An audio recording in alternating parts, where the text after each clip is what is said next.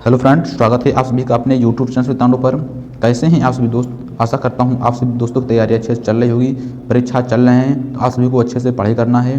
दोस्तों 20 और 21 में जो प्रश्न पूछे गए हैं उसका एनालिसिस करवाने वाले हैं, तो आप सभी देखिएगा आप सभी कितने प्रश्न सही करके आए हो पेपर में। ठीक है दोस्तों, पूरे प्रश्न तो नहीं मिल पाए हैं लेकिन कुछ प्रश्न जरूर मिले हैं और उसी से संबंधित हम प्रश्न ऐड किए हुए हैं जिससे कि आप सभी अच्छे से समझ सको किस टाइप के प्रश्न आते हैं, किस टाइप के हमको तैयार करना है। तो आप सभी को अच्छे से पढ़ाई करना है। ठीक है, उसी से संबंधित जो भी दोस्त चैनल पर नए हैं, पहली बार हैं, चैनल को ईमानदारी से सब्सक्राइब कर लेना है और बेल आइकन को प्रेस कर लेना है जिससे कि आने वाली वीडियो आप सभी दोस्तों के पास पहुंच सकें। तो आइए दोस्तों, बिना देरी करते हुए चलते हैं प्रश्न की ओर। पहला प्रश्न था, रंगास्वामी कप किस खेल से संबंधित है? रंगास्वामी कप जो है किस खेल से संबंधित है? तो ये आपका हॉकी हो जाएगा। ठीक है दोस्तों, इसका राइट आंसर हॉकी होगा।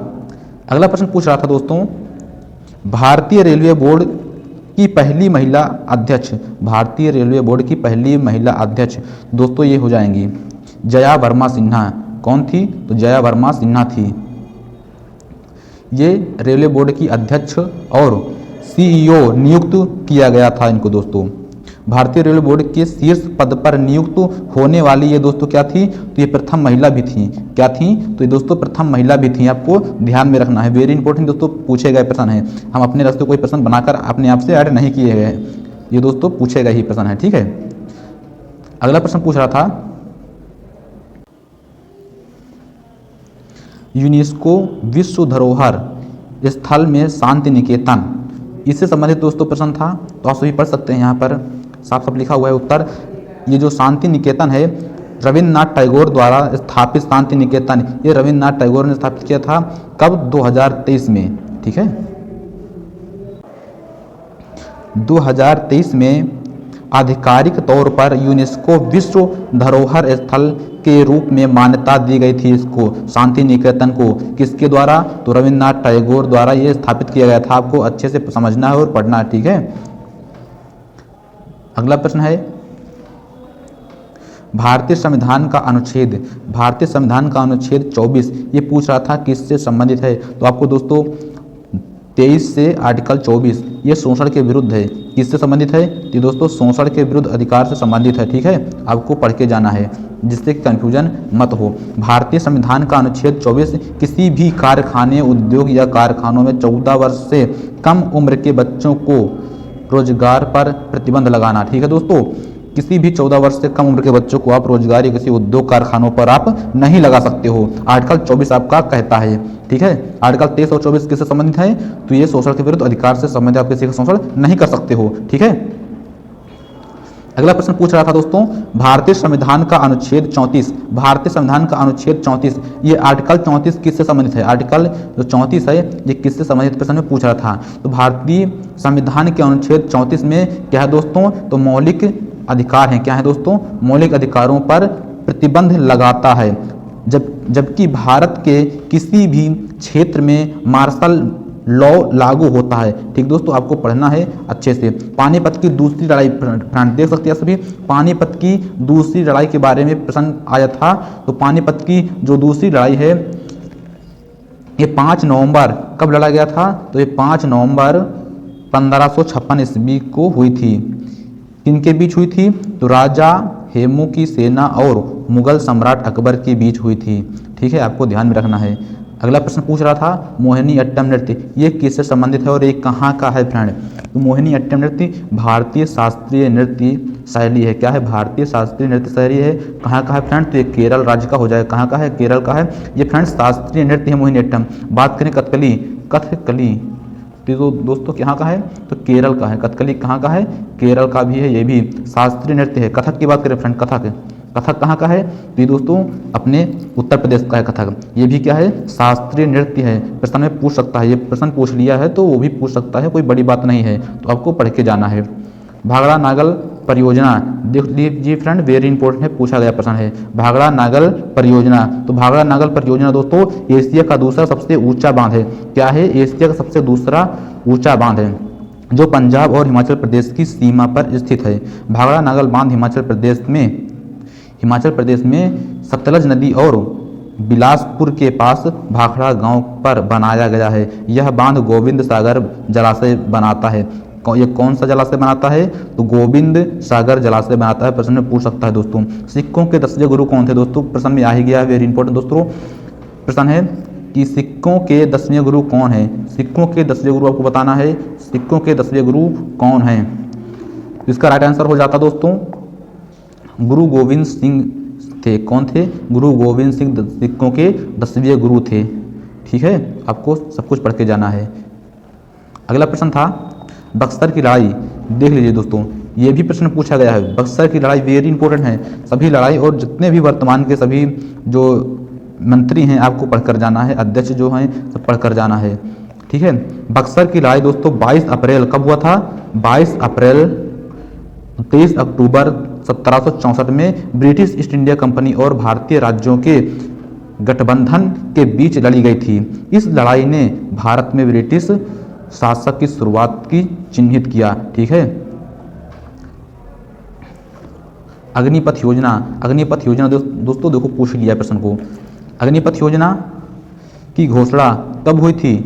तो 16 जून 2022 को की गई थी। इस योजना के तहत तीनों सशस्त्र जो हैं, सशस्त्र बल हैं, जो भारतीय सेना और भारतीय वायुसेना और सेना की भारतीय नौसेना जो है, ठीक है, कमीशन अधिकारी रैंक के नीचे के सैनिकों के अग्निवीर के रूप में भारतीय भर्ती जो है वो किया जाएगा। ठीक है, नीति आयोग के अध्यक्ष दोस्तों, नीति आयोग के अध्यक्ष देखो प्रश्न में कितना अच्छे प्रश्न आ रहे हैं दोस्तों। आप लोग इसीलिए कहते हैं वर्तमान में जो कौन क्या है सब कुछ पढ़कर जाना है। नीति आयोग के दोस्तों अध्यक्ष देखो पूछ लिया है, तो ये कौन है? तो नरेंद्र मोदी आपके हो जाएंगे जो प्राइम मिनिस्टर जी हैं। ठीक है, भारत के मौजूद प्रधानमंत्री नीति आयोग के अध्यक्ष हैं कौन? तो नरेंद्र मोदी जी। अगला है हम्पी। हम्पी से संबंधित दोस्तों प्रश्न आया था। हम्पी क्या है? तो हम्पी भारत के कर्नाटक राज्य में स्थित है। क्या है? ये कर्नाटक राज्य में स्थित है। यह सभी विजयनगर साम्राज्य की राजधानी थी। यह दोस्तों कभी विजयनगर साम्राज्य की राजधानी भी थी। एक यूनेस्को विश्व धरोहर स्थल है। ये क्या है? ये एक यूनेस्को विश्व धरोहर स्थल है जो अपनी समृद्ध सांस्कृतिक विरासत और आश्चर्यजनक वास्तुशिल्प खंडहरों के लिए जाना जाता है। ठीक है, अगला प्रश्न है कि भारत का सबसे पुराना नृत्य। भारत का दोस्तों सबसे पुराना नृत्य देखो वेरी इंपॉर्टेंट है, तो आप सभी को ध्यान में रखना है। क्या है भारत में सबसे प्राचीन नृत्य? क्या है? तो भरतनाट्यम है। क्या है? भरतनाट्यम है। ओडिशा दोस्तों ये लोक नृत्य कहाँ का है? ओडिशा। ओडिशा दोस्तों ये ओडिसी ये नृत्य है। ओडिसी नृत्य फ्रेंड ये ओडिशा का है। कहाँ का है? ओडिशा का है। ये दोस्तों शास्त्रीय नृत्य है। ओडिसी जो नृत्य है ये शास्त्रीय नृत्य है, आपको ध्यान में रखना है। तराइन का प्रथम युद्ध।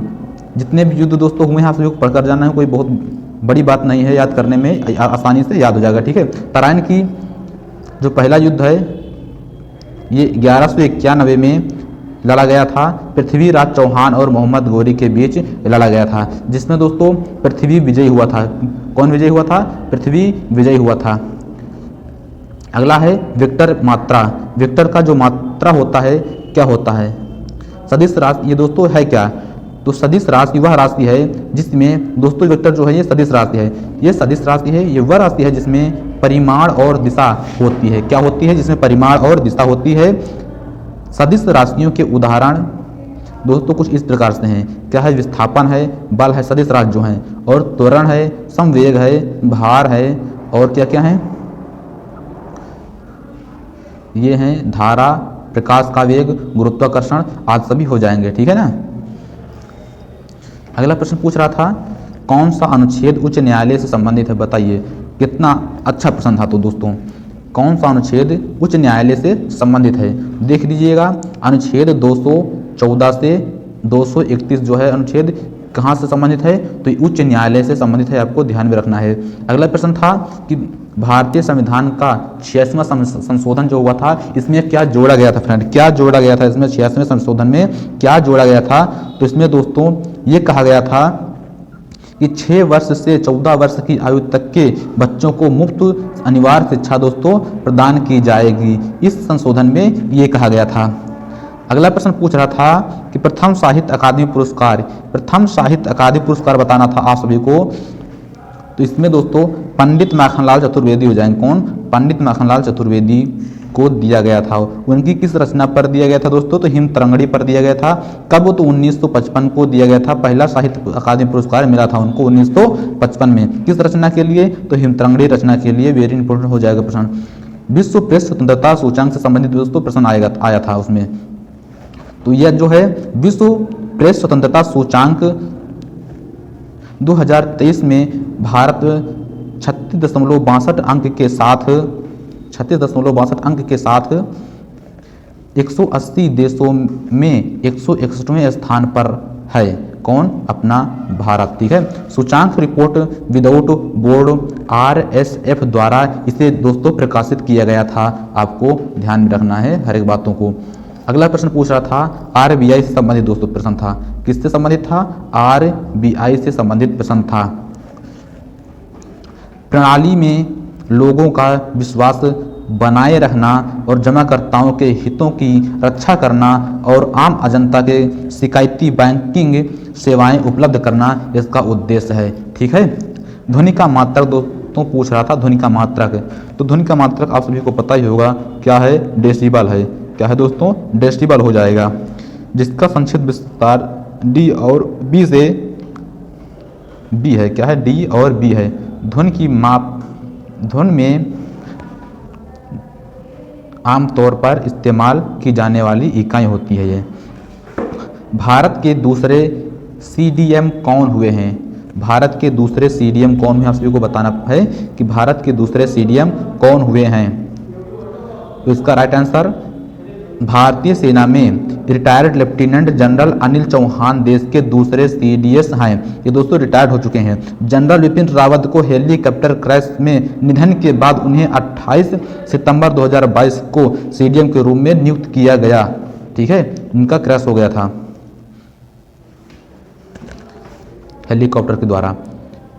उस्ताद बिंदा खां किस वाद्य यंत्र से संबंधित हैं? उस्ताद बिंदा खां किस वाद्य यंत्र से संबंधित हैं? तो ये दोस्तों किससे संबंधित हैं? ये सारंगी से संबंधित है। आपको ध्यान में रखना है। अगला प्रश्न था गांधी इरविन समझौता कब हुआ था? तो दोस्तों ये कब हुआ था? 5 मार्च 1931 को हुआ था गांधी इरविन समझौता। तो आपको पूरा पढ़ना है तो वीडियो रोक कर आप सभी दोस्तों पढ़ सकते हैं। ठीक है। नेक्स्ट है भारत में कितने देश के साथ भारत जो है कितने देशों के साथ समुद्री सीमा स्पर्श करता है, साझा करता है? तो दोस्तों ये 7 देशों के साथ समुद्री सीमा स्पर्श करता है। वो 7 देश कौन कौन से हैं देखिएगा, सभी आपके स्क्रीन पर हैं। पहला क्या है? पाकिस्तान, मालदीव, श्रीलंका, बांग्लादेश, म्यांमार, थाईलैंड और इंडोनेशिया जैसे देशों के साथ साझा करता है। अगला प्रश्न पूछ रहा था कि 37वें राष्ट्रीय खेल में कितने राज्य ने भाग लिया था? तो भाई 37वें राष्ट्रीय खेल में जो है 28 राज्य और 8 केंद्र शासित प्रदेशों ने बढ़ चढ़कर हिस्सा लिया था। ठीक है। नेक्स्ट प्रश्न था वर्तमान में भारत के कैबिनेट सचिव कौन हैं? तो कैबिनेट सचिव की बात करें दोस्तों तो ये राजीव गौबा हो जाएंगे। कौन हो जाएंगे? राजीव गौबा। और नीति आयोग के अध्यक्ष दोस्तों मैंने बताया था श्री नरेंद्र मोदी हो जाएंगे। क्या हो जाएंगे? नरेंद्र मोदी हो जाएंगे। ठीक है। आपको ध्यान से पढ़ना है। ठीक है। अगला प्रश्न था पंडित रविशंकर किस वाद्य यंत्र से संबंधित हैं? पंडित रविशंकर किस वाद्य यंत्र से संबंधित हैं? जी दोस्तों सितार वादक है। क्या है? ये सितार वादक से संबंधित हैं। अगला प्रश्न दोस्तों गणित से संबंधित। गणित में क्या क्या प्रश्न पूछे गए थे चारों शिफ्ट में मिलाकर दोस्तों कितने कितने प्रश्न आए थे, कितने कितने प्रश्न बन सकते हैं आप सभी को पूरा बताएंगे। ठीक है। तो SSC GD में जो पूछे गए गणित के सवाल हैं वो HCF और LCM और HCF से पूछे गए प्रश्न थे। ठीक है। Lowest common factor, highest common factor से। ठीक है। सरलीकरण से कुछ 1-2 प्रश्न आ गए थे। साधारण ब्याज से ज़्यादा नहीं, बस 1 ही 2 प्रश्न आए थे। कार्य समय से प्रश्न आए थे। क्षेत्र में से भी 1-2 प्रश्न पूछ लिए गए थे। तो आप सभी को इन चैप्टर को पढ़ के जाना, कोई बहुत बड़ी बात नहीं है, कोई बहुत हार्ड क्वेश्चन ही पूछे गए थे। नाव धारा से संबंधित आए थे। औसत से 1 प्रश्न आ गया था। समय, दूरी और गति, चाल, दूरी से आ गया था। लाभांश से भी 1-2 प्रश्न पूछे गए थे। बट्टा से भी 1-2 प्रश्न आ सकते हैं, तो आप सभी को पढ़कर जाना है। बात करें दोस्तों रीजनिंग की, बात करें दोस्तों तो जनरल रीजनिंग में तो श्रृंखला आ गया था, कोडिंग डिकोडिंग आ गया था, व्यक्तित्व से संबंधित आ गया था, बिल्ड रिलेशन आ गया था, और डायग्राम से संबंधित आए थे। डायग्राम देकर पूछ सकता है किसमें ये निहित है, ठीक है। वर्णमाला से आए थे, और बाकी क्रम से आए थे, क्रम परीक्षण वाला वेन डायग्राम आया था। तो आप सभी को ये सब पढ़कर जाना है। जैसे कि दिशा ज्ञान परीक्षण हो गया, संकेत लिप्त हो गया, संकेत द्वारा, ठीक है ना। तो आप सभी को पढ़कर जाना है आज सभी प्रश्नों को। बात करें हिंदी में दोस्तों, हिंदी में क्या क्या पूछा गया था। तो हिंदी में फ्रेंड आप सभी देख सकते हैं, हिंदी में कुछ ज़्यादा पूछा नहीं गया था। जैसे कि तत्सम तद्भव पूछ लिया गया।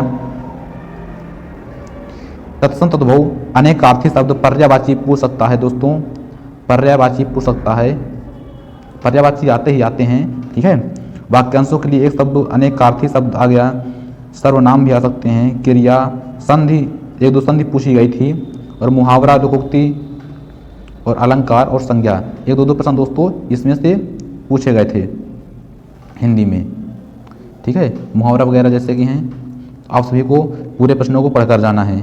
वेरी इंपॉर्टेंट दोस्तों सभी प्रश्न हैं। जितने भी प्रश्न बताए गए हैं, यदि आप सभी प्रश्न पढ़ लोगे पूरे के पूरे, तो गारंटी है दोस्तों इससे बाहर नहीं आएगा। वही प्रश्न आएंगे जो आप सभी पढ़ोगे, वही पढ़ना भी है जो पेपर में आएगा, ठीक है ना।